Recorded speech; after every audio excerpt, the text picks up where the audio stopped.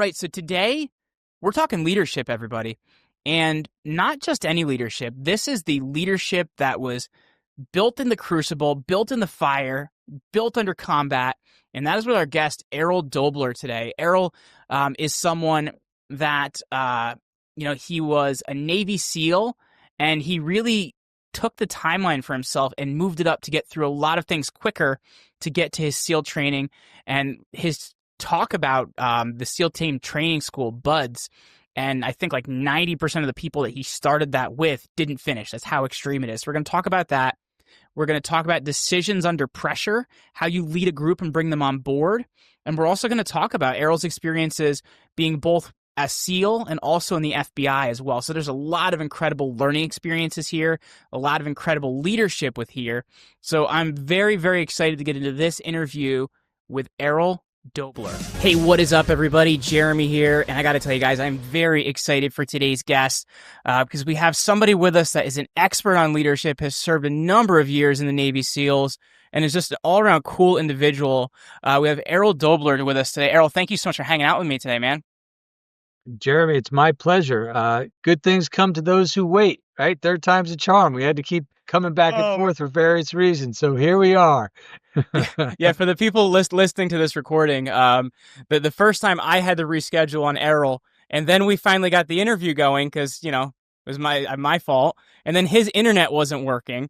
So now we're on time number 3, and now my internet is crap. But we're going to make this go, man. Just go. Let's just go. Let's just say amazing things and hope everybody hears it. Absolutely. So I'm really excited to talk to you, Errol, because I find that, military guys, especially Navy SEALs, like, you're just a different breed, man. Like, you think differently, you act differently, you operate differently. And this is even, I know he comes from the Army, but this is something I said to General Petraeus, like, you guys just think and operate differently. And so it's a really big life choice to do something like that. So I'm curious, what inspired you to not just join the Navy, but, join the SEALs? Like, you didn't exactly take it easy. Yeah, and again, the mindset is important, and I'll talk about what inspired me to get into the SEAL teams, but it's the premise that I build my leadership process, my consulting firm on. I'll be able to tell you some cool stories, but that's not why you want to hire me. Mm-hmm. It brings out the point that if you don't do things correctly in combat from a leadership standpoint, you've got 1 or 3 consequences: mission, failure, injury, or death. Okay, those are all unacceptable. So the need to do things just so and just right in those type of instances is paramount. The good news is that those philosophies and the things that we do are transferable anywhere. So if I can tell you, here's what we did to keep people safe, keep people alive, and achieve victory, and tell me how the process doesn't apply to you, give it a go. So, that's part of the maybe different mindset. That's where it stems from, and through all the military. Now, in the SEAL teams, I was I didn't necessarily grow up in a military family, but some people in my family were in the military, but it's not kind of what the thing we do. And my neighbors went to the Naval Academy. They bought over a book about the Naval Academy one day, and I was just flipping through it as a young kid. This was in the early, the 80s. And they had this very small paragraph on this thing called Navy SEALs. And it was very nebulous, and they weren't in their cool guy gear. They were just sitting there in those 2 short shorts. But it was something that stuck. I was like, what's with these guys? Why aren't they really describing what they do? And again, it was different back then. It was, everybody knows the Navy SEALs now. So fast forward, I didn't even know where I was going to go to college, and I was talking to my coach, my lacrosse coach at the time, and I said, I'm not really sure what I'm going to do. And he said, where do you want to go? And the Naval Academy just popped into my head. I don't even know what made it pop into my head. So that's where I ended up going. And then once I got there, that reinvigorated my obsession with the SEAL teams. And it was just as simple as that. Sometimes we were just simply drawn to something. I grew up, on the water in Long Island. So I'm a water guy, and water people are generally a little different than other, sea surfers, see all the people who are in the water. I live on a lake here in New Jersey, so I get it. Yeah, and the SEAL teams, while Delta Force and the Rangers and Special Forces are all awesome, right? And we all are good and better at one thing or another, and we have respect. But there's that little chip in the SEALs because of the water aspect, Hmm. and so whatever it was, sometimes you're just drawn to a group, to a mission, or whatever it is, and that's the bottom line on the SEAL teams for me. One of the things I found really impressive is you told a story to Mark Devine about a surface warfare qualification usually takes about 2 years, and somehow you managed to do this in 9 months. And I'm just curious for yourself because this applies to many different things, like setting a target like that. How do you set and exceed a target at that level and that speed? Yeah. So the first thing was I needed the support of my command. Hmm. And it was very interesting. When I went on there on the boat, people told me on the ship, people were giving me all sorts of advice. But one of the overriding pieces of advice was don't tell your command that you want to be a SEAL because they're gonna think you don't care. You're gonna be an outcast. They're not gonna support you. And look, I get a lot of advice. I ask people questions all the time. And that was the first time that I learned I don't just because a bunch of people are saying the same thing, I don't have to listen. Something feels wrong Mm. not telling them what I want to do. Now, I didn't just walk on day one and be like, "Hey, I want to be a SEAL," right? I had to establish myself. I But love that though, when I because I think that I was talking to a guest about this the other day. Is they said that in every industry there's 4 or 5 best practices, but once everybody's doing them, are they really best practices anymore? And so I think that goes right along with what you're saying here. Yeah, it does. You just have to you have to really you have to follow some instincts sometimes. Right now, again, we could talk about instinct and how that needs to be a process. Sure. But that said, I established myself, as a hard worker, somebody who cared about the mission. I think I was a good leader even as a young man. And then finally, I just said, they have to know. They have to know I'm on an accelerated program. And if it doesn't work out, then so be it. Sure. And I went into the commanding officer who I had a good relationship with, and I just told him, I said, my goal is to become a Navy SEAL, and my goal is to get my qualifications as soon as possible. And anything you can do to help accelerate that, because it just would have looked weird, the aggressive way I was going about it. And so now the moment of truth, I said it. And he said, I was an ensign at the time. He said, Ensign, he goes, all I care about is keeping good people in the Navy. It's Mm. not just keeping good people on this ship, good people in the Navy. And you're a good man. And if that's what you want to do and you want to accelerate this, keep doing what you're doing and we'll support you. Mm. And what that meant was we may not be totally comfortable giving somebody their pin in 9 months, but if you do everything you're supposed to, we're not going to hand it to you, but we're going to let you accelerate, right? We're going to give you more time up on the bridge because that's what you're asking for. Fine. Hmm. We normally wouldn't let you take mid watches upon mid watches just so you can get time driving the ship, but we will with you.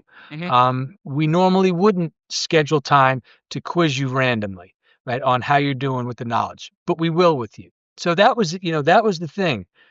I had a plan, I had the passion, right, the vision, all that stuff, but I needed help, Hmm. and I had to kind of really ignore everybody's advice, and Yeah. and it was everybody. I didn't have one person say, "Yeah, no, tell them that'll be good for you." So yeah, that was kind of it. That's really interesting too, because it must have been shocking to you, honestly, to see, that individual embrace that, because it was exact opposite what everybody else told you was going to happen.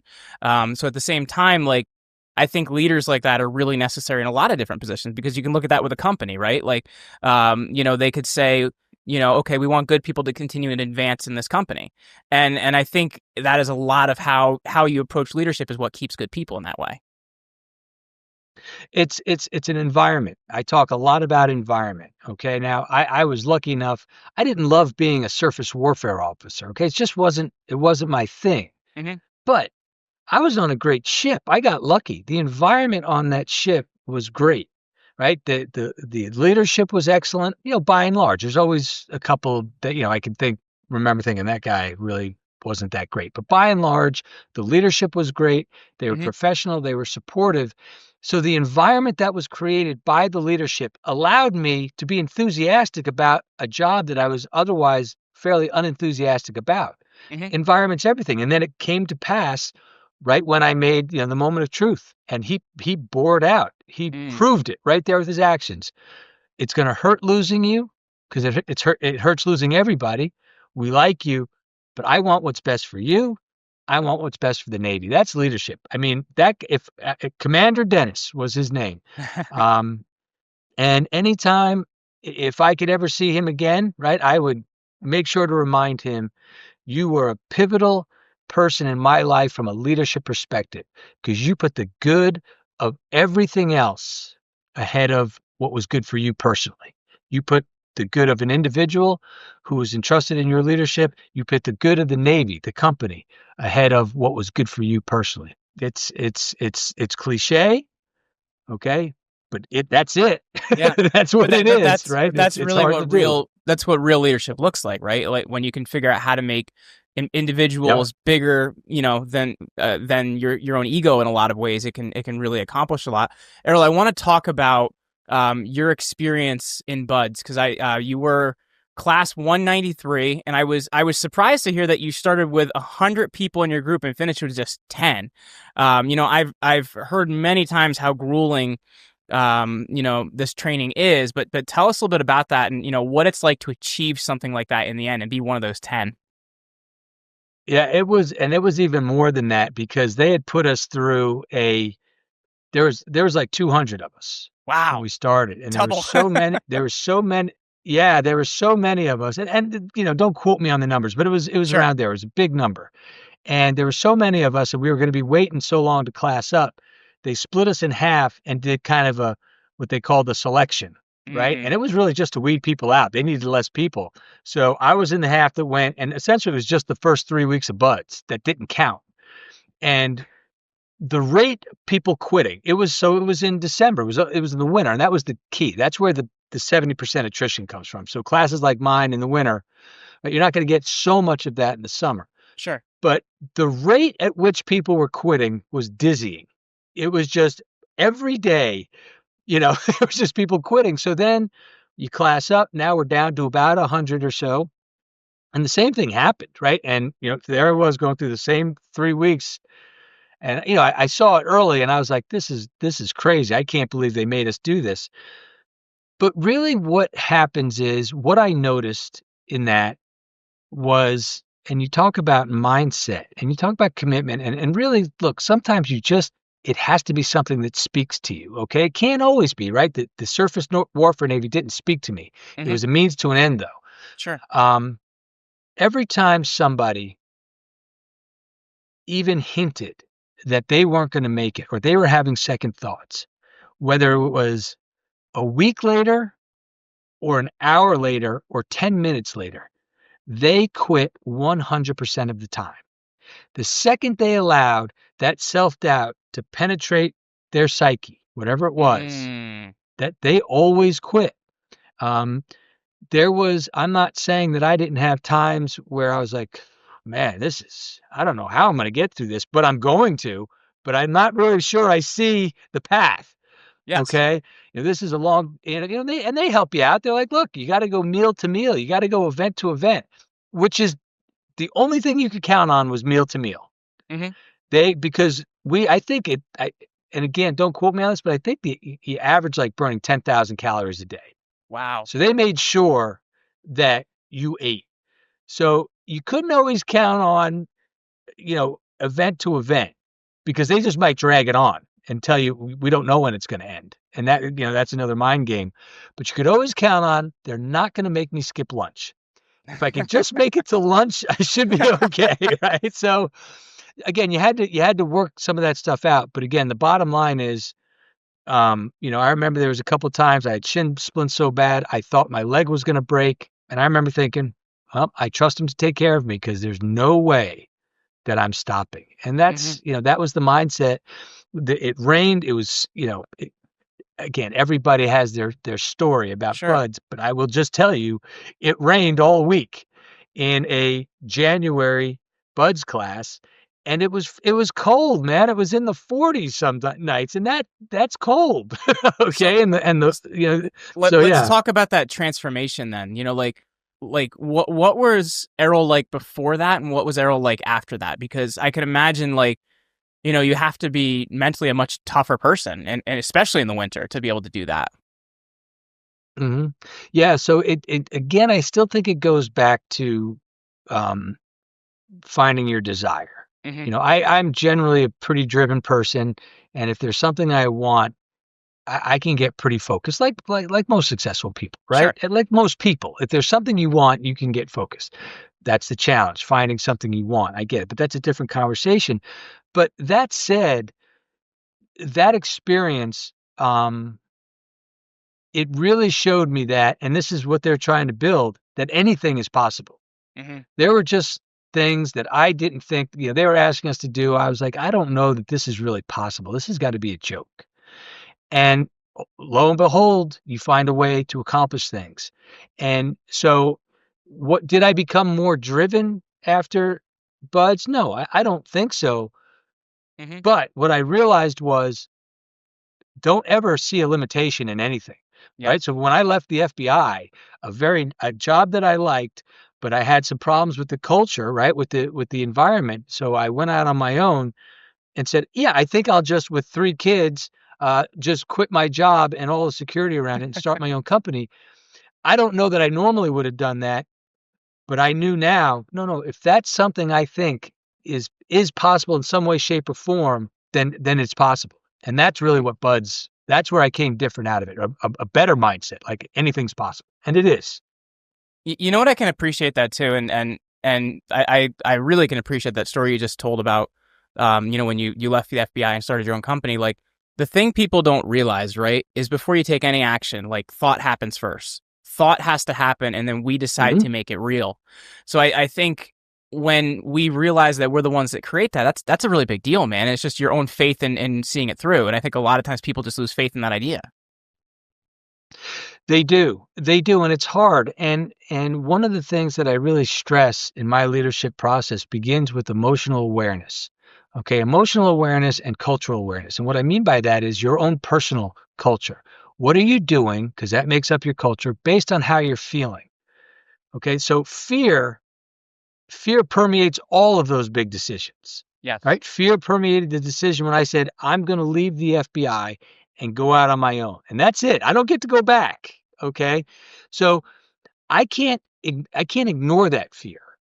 Okay? I can't, because if I ignore the fear, pretend it's not there, push it down, all that macho stuff, then I will start acting randomly on that fear. Okay, because it's an unconscious. There's a guy named Dr. John Sarno who was a medical doctor, did all sorts of things on back pain, and basically he attributed it to unacknowledged emotions, which are housed in what he called your unconscious mind. Okay, if you don't acknowledge emotions, your body's a closed system. You will just start acting randomly. You'll act on those emotions without knowing it. So when I say emotional awareness, we have to embrace those things. We have to say, I'm afraid. Okay. Now, like you said, Jeremy, now what do I want to do? Correct. Because it's two separate conversations. I know how I am instinctively going to act on that fear. I'm going to just back away, retreat, not do it. Okay. But how do I want to behave?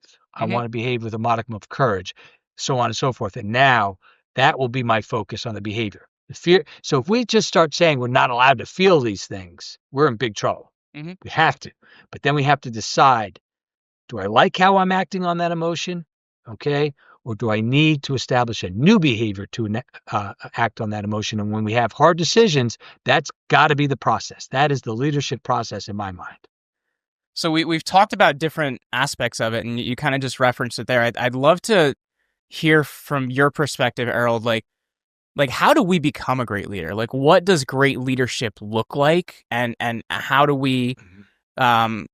I guess, not just create that for ourselves, but also for those, I guess, that we're leading, right? Because that is how you create a culture and Yep. how you create a lot of things. Is actually by imbuing that in everything you do. But how do we create that? Yep. So I think it's process, right? If you look at anything great that's achieved, Okay. If you look at all the things that you've done in your life, and if you really break it down, there's been a process. There's been a thought process, okay, that you followed, and then there may be physical things process that you do. But it's process. And why is process so important? Mm-hmm. Because in times of chaos and uncertainty, you go to what you know. You automatically go to what you know. Oh my God, this awful thing is happening. You will instinctively react. The Mm-hmm. question is, what do you know? Okay. I say no process. I say no my process because my process is applicable to everybody. Again, we touched on it. It begins with emotional awareness and then it begins with cultural awareness. How am I feeling? What am I doing based on that? Then the next part is now making decisions on behaviors. I don't like how I'm about to behave on that emotion. I have to decide, generally speaking, what are my behaviors that I'm going to focus on? Mm-hmm. Okay. Then we need to have a process to plan. We need to be able to plan because in the end, that's what leaders do. They get stuff done. So I just brought over the Navy SEAL training planning process, watered it down and modified it. Okay. And then at the end, we have to understand that as logical as this process is and decisions we make, there's going to be some resistance because we are literally trying to change behavior. So we're literally trying to rewire our brains. So if we know that, we can give ourselves and those around us a little bit of grace. Like, okay, this is hard. I just went off track, but I'm trying to rewire my brain, literally. Give Mm-hmm. myself some grace, not an excuse. Okay, so when we say, what is, how are great leaders made?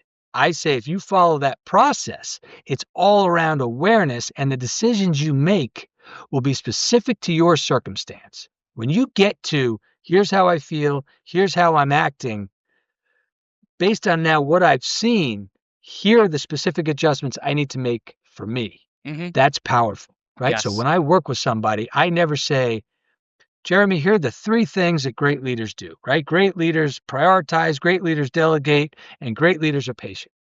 All of that is true.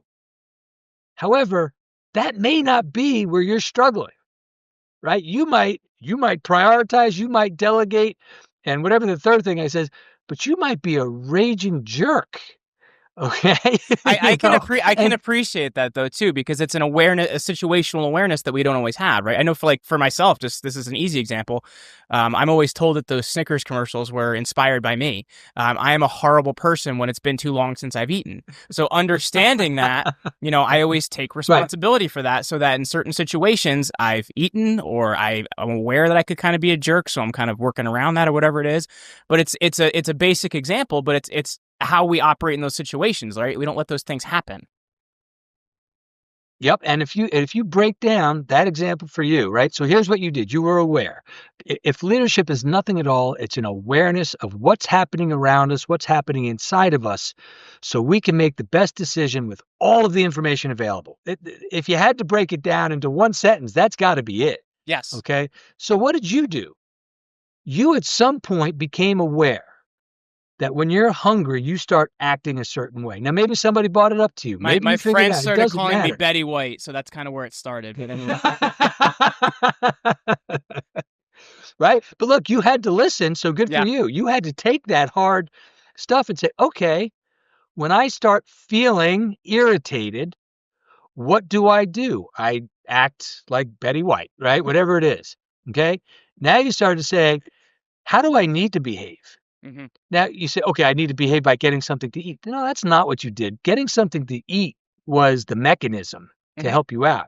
But really, what you said was, I need to be hyper in the moment of what I'm doing at all times because I need to realize, oh my God, I haven't eaten in a couple of hours. And when I don't, here's how I behave. So your behavior was not getting a Snickers bar.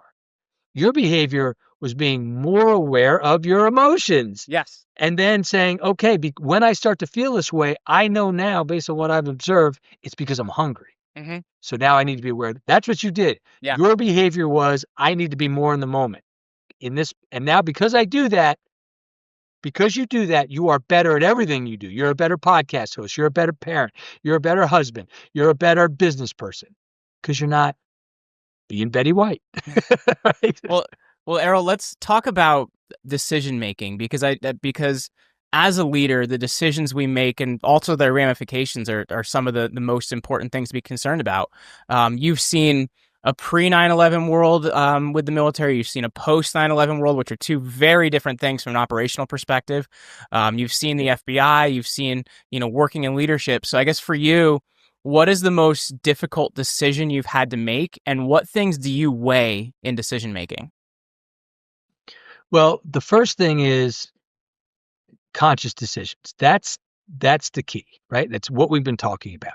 If you go through this kind of process, you are at least making conscious decisions about what you're doing. We can't always guarantee the right outcome. Okay. So the first thing is the reason and I stress process and decision making and leadership, because at the end, you get to evaluate, did that work or did it not work? Okay. If it worked, you now know your process. Now it's repeatable. Let me do that one again because that's been working. That's good.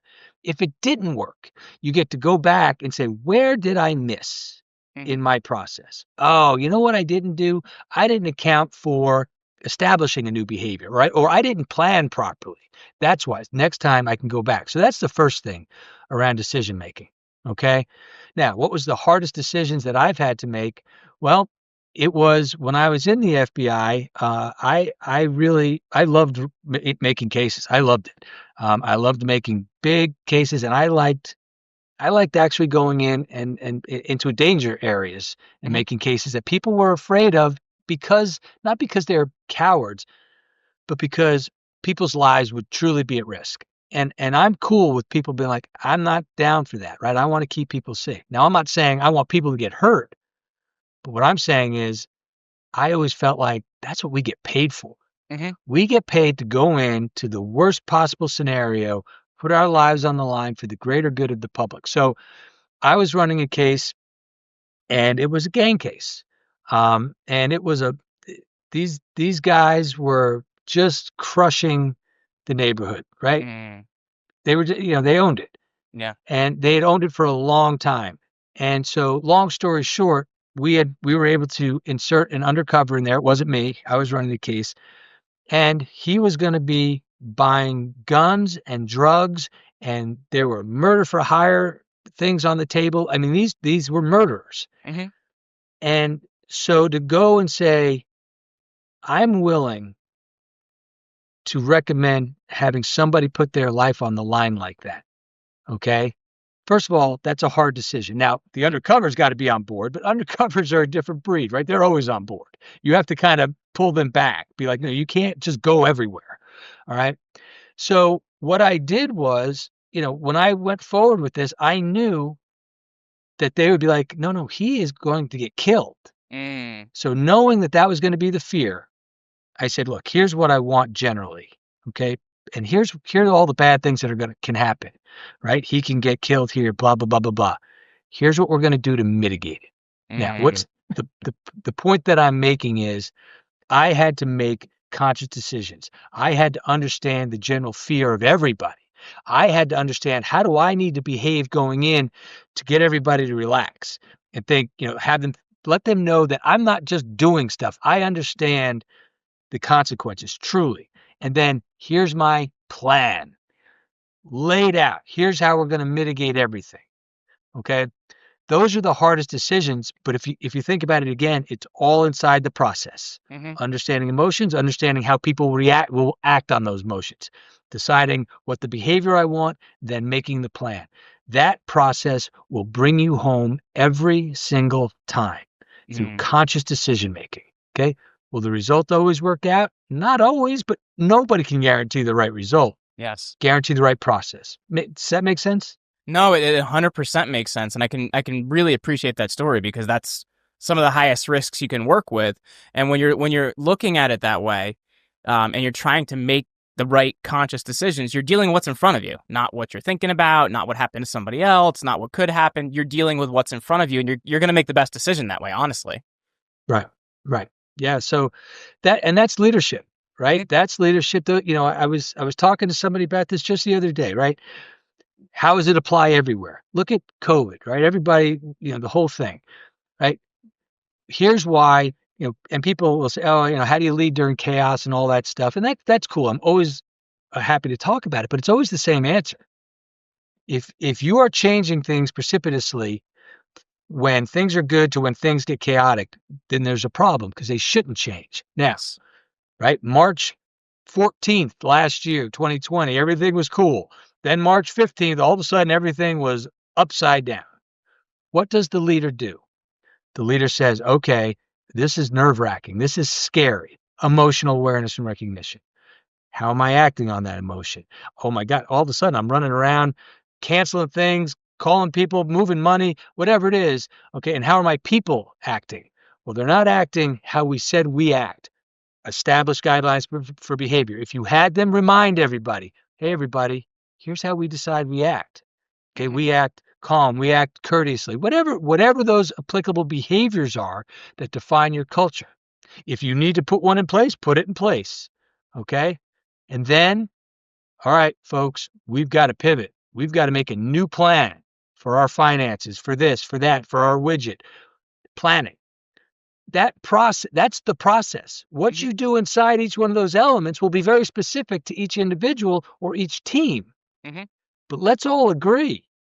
Let's check the emotion. Let's check how we're acting on the emotion. Let's establish behaviors and let's plan. What you do inside each one of those things will be truly unique to every team and every individual. So, yeah. Absolutely. Well, Errol, I have two questions that I ask every single guest, but before we end off here, I have to ask you, Yeah. looking at yourself at 21 versus now, what is something you believed at 21 that you do not believe now? Oh man. Okay. Well, That's one I get oh sworn my, I get sworn at a lot when I ask people. well, look, here's what I can tell you. Yeah. At 21, um, I believed that acting on how I felt was the right way to go. Hmm. Right? Just this is how I feel. This is how I act. I don't like you. I'm going to say I don't like you. I love this. I say I'm going to love this. Right? I want to do this. I'm going to do this. That is not the way to go. Hmm. Right? And for all the reasons we just talked about. So if I had to look at the major thing that was different between me at 21 and me now, that would be it. Absolutely. Well, looking at the idea of legacy, if you were far in the future and you could tell us what that legacy you're going to leave behind looks like, what does that legacy look like? Yeah. That's such a great question. It's a question everybody should be asking themselves, right? Because that drives, the whole what does my obituary look like and all that stuff. And I love that question. What I want for my family to say I was consistent in what I did, and I was consistently good in what I did, and I was always open about the shortcomings and adjustments that needed to be made. Mm, Okay. I don't know in my mind that there could be anything better. If my son looks back, and look, I want him to say he was loving, he hugged me, all that stuff. But more importantly, I want to be able to say he was consistent. hmm. The environment that he created, we always knew what was expected of us. Hmm. Okay. And he knew he wasn't perfect. And he subjugated his ego to his kids many times to say, I'm sorry I just did that. That's not what I would want you to do. And that's what I did. I will do better. I would be happy if that was my legacy. I would be happy if that was my legacy in the company that I'm building right now. I would be happy if I help people build that for themselves. That's awesome. This conversation has been incredible today. Third time was definitely the charm, and this was well worth the wait. Errol, for the Yeah, it people was. listening, if they want to connect with you, follow you, or check out what you're doing, where's going to be the best place for them to go? Yeah, leader193.com is my website. Everything I do is on there, from the Wim Hof method to all my coaching, all the various ways I present my process, my book, all that stuff, upcoming events and so on and so forth. So leader193.com, and then my social media platforms generally are Instagram and Facebook, and that's just at leader193. Very cool. Errol Doebler, thank you so much for hanging out with me today on the Create Your Own Life show.